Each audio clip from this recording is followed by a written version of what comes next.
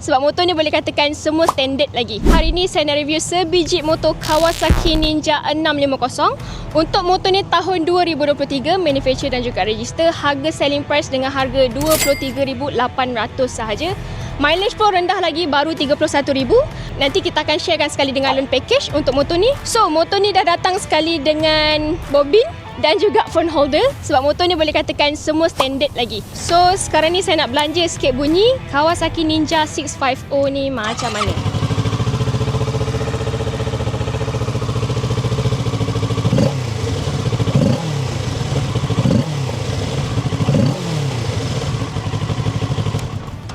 Okay, so mana yang berminat dengan Ninja 650 kita ni, nak beli by cash, nak beli by loan ataupun trade-in, boleh terus contact dengan kita punya sales team.